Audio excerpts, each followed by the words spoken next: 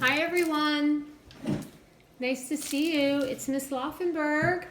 I just want to say hi and that I miss you all a lot, and I hope you're happy and healthy and enjoying time home with your families.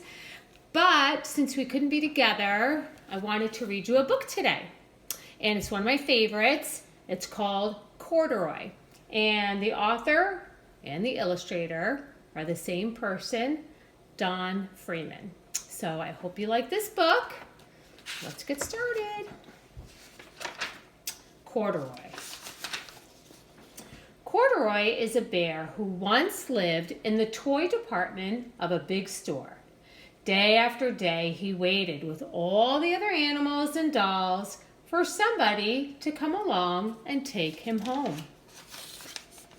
The store was always filled with shoppers buying all sorts of things, but no one ever seemed to want a small bear in green overalls. Then one morning, a little girl stopped and looked straight into Corduroy's bright eyes. "Mommy," she said, "look, there's the very bear I've always wanted." "Not today, dear," her mother sighed. "I've spent too much already. Besides, he doesn't look new. He's lost the button to one of his shoulder straps."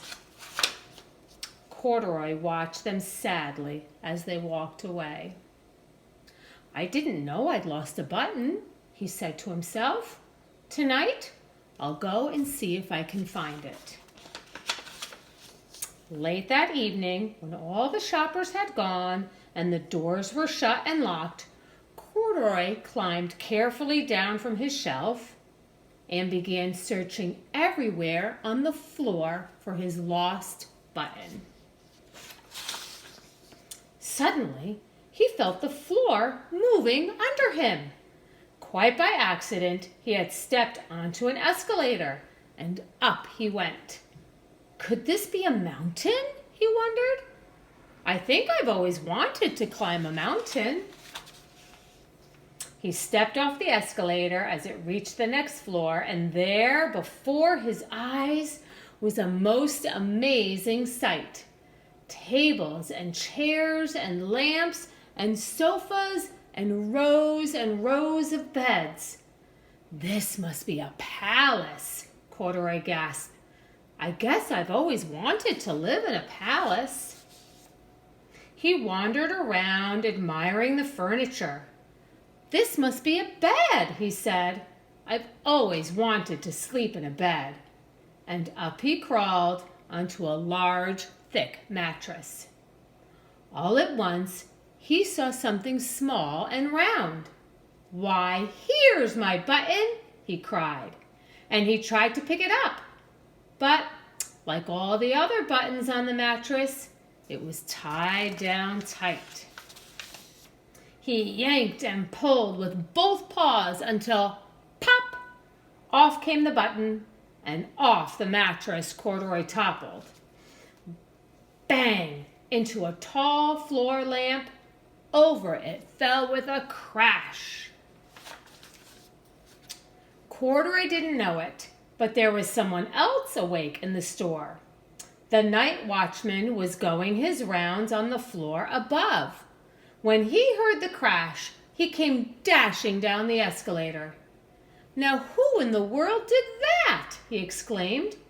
"Somebody must be hiding around here." He flashed his light under and over sofas and beds until he came to the biggest bed of all. And there he saw two fuzzy brown ears sticking up from under the cover. "Hello," he said. "How did you get upstairs?"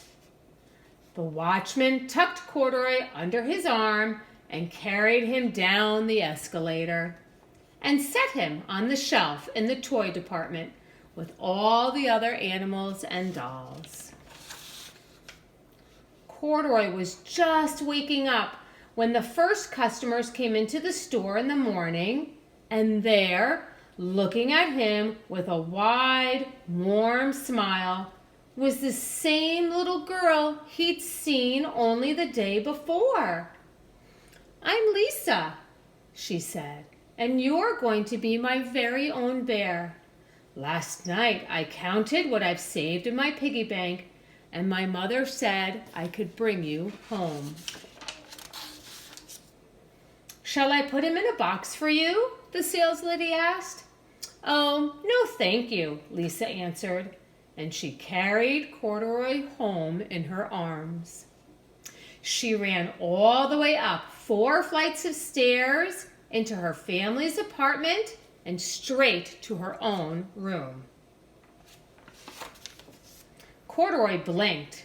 There was a chair and a chest of drawers, and alongside a girl-sized bed stood a little bed just the right size for him. The room was small, nothing like that enormous palace in the department store. "This must be home," he said. "I know I've always wanted a home." Lisa sat down with Corduroy on her lap and began to sew a button on his overalls. "I like you just the way you are," she said, "but you'll be more comfortable with your shoulder strap fastened." "You must be a friend," said Corduroy. "I've always wanted a friend." "Me too," said Lisa, and she gave him a big hug. I really hoped you liked this book, and I wish I could give all of you a hug right now. I miss all of my friends, but we're going to see each other really soon. Until then, and until the next story, see you soon. Bye, everyone.